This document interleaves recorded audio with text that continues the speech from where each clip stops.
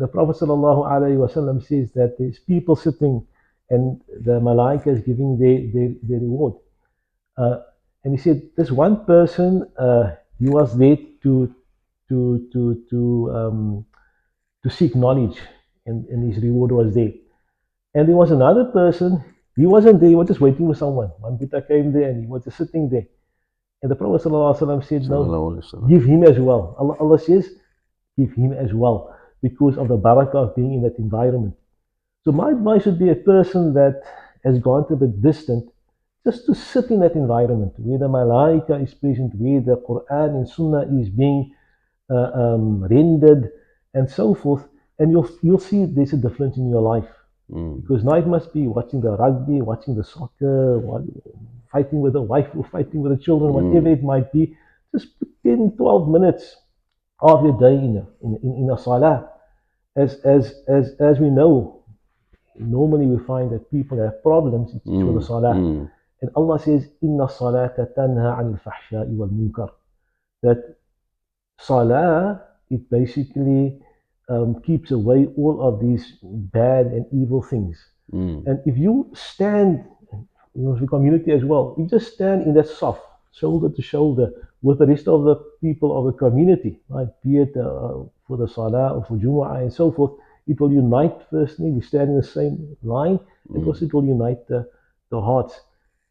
And being present there, right, at least once a week, that will basically make a difference in your life. So start with the Jumu'ah if you can, come to another class if you can, and I believe that and dua will make a very will make a big difference in your life, inshallah. Ameen. Sometimes people may feel hurt, misunderstood, or disconnected from the community.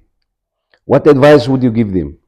Yeah, so as I stated earlier on as well, so if you feel that you have your own problems, right? Many people have their own problems, myself included, right? So then you sit, right, in spaces where there is this barakah. And obviously, you don't need to require an invitation.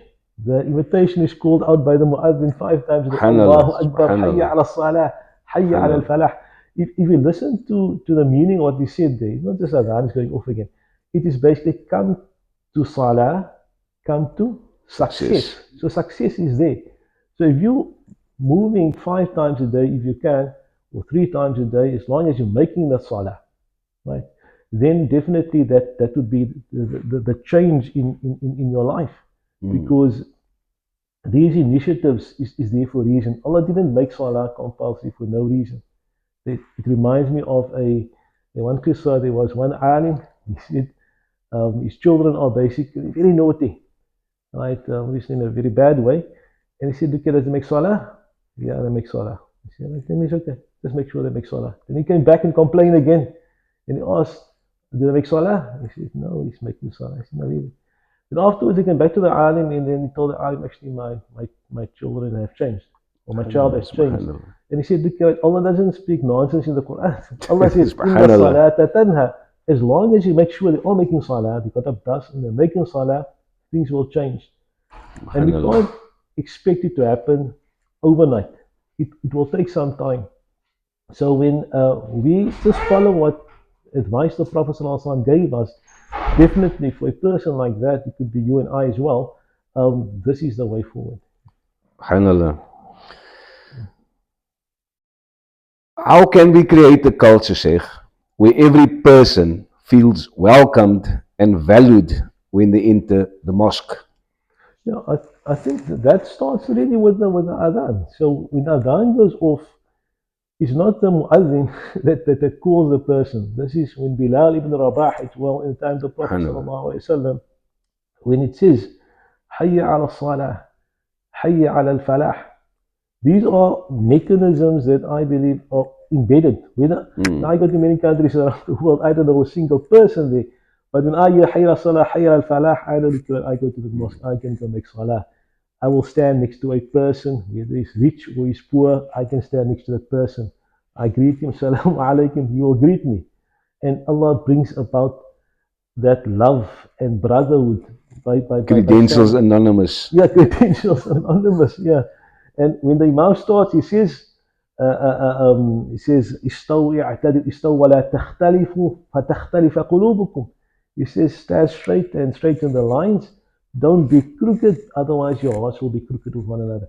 So we try to stand in straight lines, and that is also the basis of us basically being united in line, in salah, and united in our hearts as well. And many times you'll come to the mosque and you'll find that you meet one Buddha there or one Titi there, ladies with the ladies and the men with the men, and that person becomes the person that actually becomes one of your very good friends, right? That you come back home, you speak about what happened at the masjid, what the sheikh said, for example, what happens in the classes, then you have tea, then you have discussions, then you go out, family, right? But it starts over there because, right, good can only bring about good, right? It's not like a person So sitting true. and having maybe now watching obscene movies or something like that. Here we're saying we have listened to the Quran and the Sunnah, we had good intentions, and then afterwards, يعلم الله في قلوبكم خيرا يؤتكم خيرا. Allah says, if Allah knows there's a good intention in your heart, Allah will give you good. Right? We don't doubt that in any way. Ameen. What can community leaders and ordinary congregants do to strengthen relationships amongst ourselves? You've just touched base on that.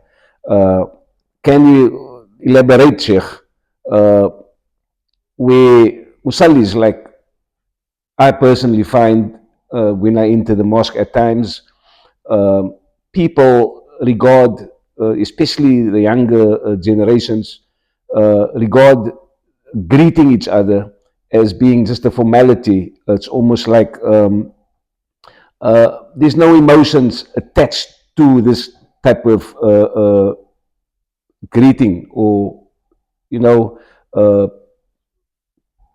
meeting each other. So what can we do to, what can the community leaders especially do to sort of make the congregants understand the importance of greeting each other? Like if I sit in the saf and the man is next to me, it's like it's a formality. Take the hand, and they sometimes don't even look at you. So what can we do to eradicate this kind of yeah, so that basically means a problem.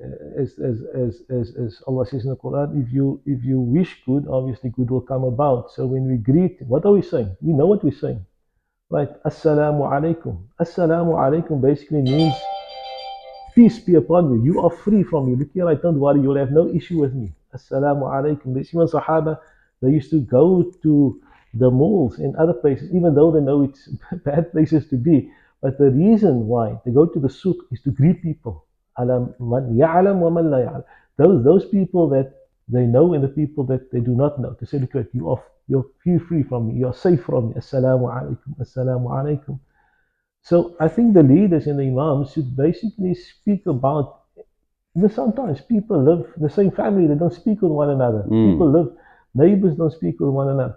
Right? So the Jumu'ah and should be very strategic to state, we can speak about things that are affecting the Ummah in order, right? And that is what the Prophet ﷺ did. He went on the minbar, he saw an issue, he said that, and this is how it also happens. I sometimes, especially the older aunties, they want sometimes WhatsApp me and they tell me, Sheikh, can't you just speak about this because my man basically did that in the other. Then I think to myself, okay, right, how do I put it up in a way, right, that is very diplomatic and maybe raising it as an issue, but not pointing on at someone individual. Being subtle about it. Being subtle about it, and hopefully they, not only him or her, whoever, but the community can benefit as a whole. By mentioning this, what the Prophet sallallahu said. Yeah, so I think that would be in the khutbahs as well as in when they engage with in the classes and with the community in general. Okay, what kind of community would you like our children and grandchildren to inherit, Sheikh? Yeah. I would basically want them to be an ummah which is wasat, which is a middle ummah. An ummah that is not to the one extreme where they totally not following the deen at all, and the other one where they so extreme, right, where they cannot be consistent. Now, when the Prophet ﷺ, at least in my experience, you find some individuals that they are very much following doing something like hardcore, but maybe for a week or 2 or 3 or a month. Then afterwards you ask what happened. It's a bit right? And then they're off. They're off for a year. Right. So I'm very happy that they are doing that for a month or 2. But a community that is consistent. Right. So if you can then do something, if you did something 5 years ago, you are still doing it today. It's not that you started 5 years ago and then today you're doing nothing. So consistency is vital. Yeah, as that is most beloved to Allah subhanahu wa ta'ala, as the Prophet sallallahu alayhi wa sallam says, أَحَبُّ الْأَعْمَالِ إِلَى اللَّهِ أَدْوَمُهَا وَإِنْ قَلَّ. That the most beloved thing to Allah subhanahu wa ta'ala are those actions that are done in consistency. And even if it be a little.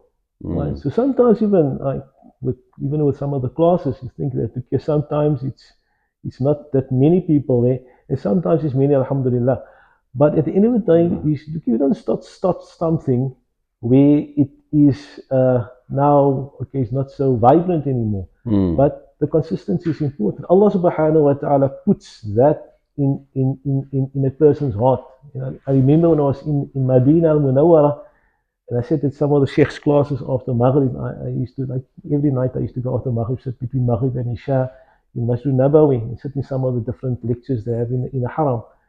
And then there's one Sheikh, he sits there, he's a blind Sheikh actually. He got like 3-4 people there. But it's a specific point in time. But when it comes to Hajj, everyone knows who this guy is. And there's around about probably like almost like 800-900 people just sitting around that. They got their chairs when they sit in the Haram and they're giving their lectures and they ask questions and answers thereafter. So as long as you're consistent in what you're doing, right, you'll find that at the end of the day, Allah subhanahu wa ta'ala grants you the reward according to your intention. Ameen, Ameen, inshallah. If every family in our community contributed a little bit more time, effort, or support, what impact could that have on our mosque and future generations? I think basically if we have our ducks in a row, we have our intentions that we wish to do good, right? If you look at the example in Surah Al-Kahf, where Allah subhanahu wa ta'ala speaks about those youth that the wall that they built up, and Allah ordered the Nabi to erect it again because he's going to fall over. They might just find the wealth there and they might take it from those children because they're quite very young. And the reason why Allah subhanahu wa ta'ala says, Allah says the reason in the Quran, the sabab, وَكَانَ أَبُوهُمَا صَالِحًا, because their forefathers were very pious. He said, I believe if we live to the best of our ability, have good intentions, that through our actions, inshallah, our future generations will basically be those who will benefit from our struggles or our good deeds, what we have done today. And as we state, there's always room for improvement in that regard. Alhamdulillah. Sheikh, what is your vision for our community over the next 5 to 10 years, inshallah? Yeah, I would say that firstly, whatever we are doing currently, right, there's always room for improvement. And I would think that my vision would be that it's a community that puts Islam first, Islamic principles first. Like whatever we do is, what does the Quran say, what does the Sunnah of the Prophet sallallahu alaihi wasallam say? And once we have that basis, you'll find that we can't worry, the outcome is already certain. It will be something good. Inshallah. As the Prophet sallallahu Allah says in the Quran, يَعْلَمِ اللَّهُ فِي قُلُوبِكُمْ خَيْرًا يُؤْتِكُمْ خَيْرًا. If Allah knows that in your hearts are good, Allah will give you good. So we don't have to worry about the future, the vision of 5 or 10 years, as long as we know our intention is right. As far as the mosque is concerned, I think that we have a number of initiatives that are in place. However, there's always room for improvement, and those things must obviously continue. to obviously see to the needs of individuals in the community, be it here or in the broader community as well. But at the same time, our intentions must be very sincerely for the sake of Allah. Inshallah. Ameen. Ameen. Sheikh, last question.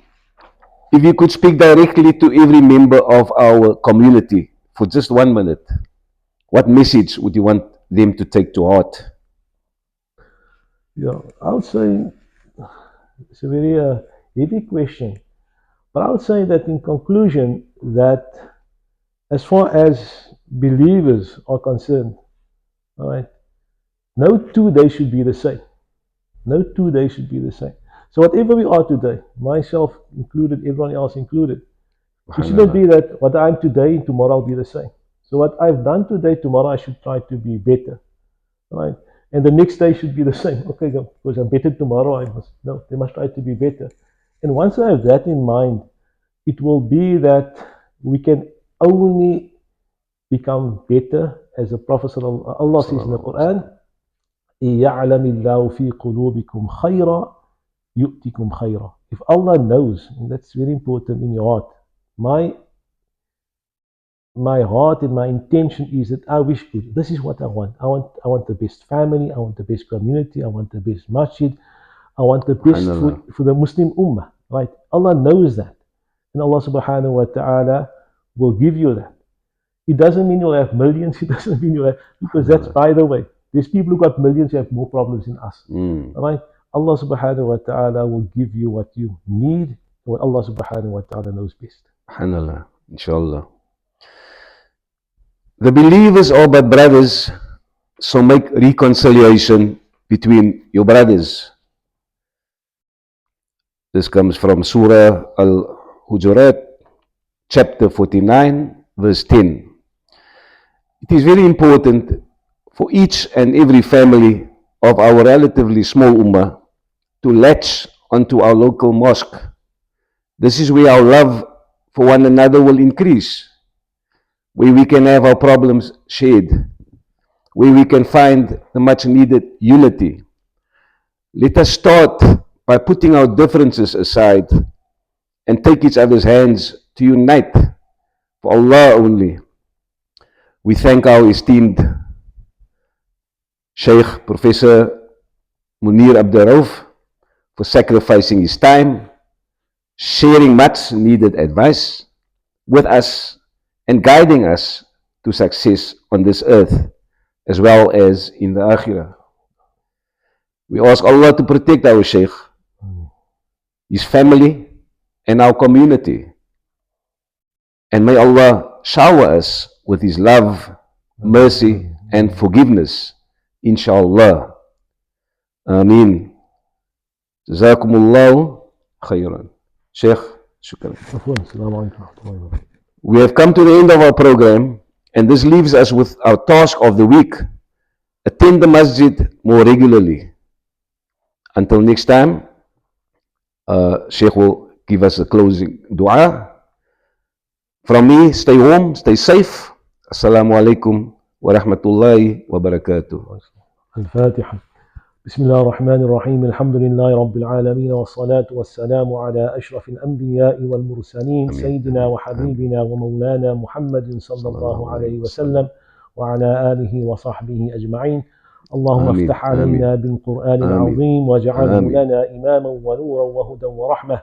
اللهم ذكرنا منه ما نسينا وعلمنا منه ما جهلنا وارزقنا تلاوته آناء الليل وطراف النهار واجعله لنا حجة يا مولانا يا رب العالمين. اللهم أعطني ولكل من الحاضرين إيمانا كاملا وأمانا دائما ورزقا واسعا وعقلا تاما وخلقا حسنا وأعطنا عزة وصحة وراحة وفرحة وقوة لعبادتك يا رحمن يا رحيم يا أكرم الأكرمين. سبحان ربك رب العزة عما يصفون وسلام على المرسلين والحمد لله رب العالمين.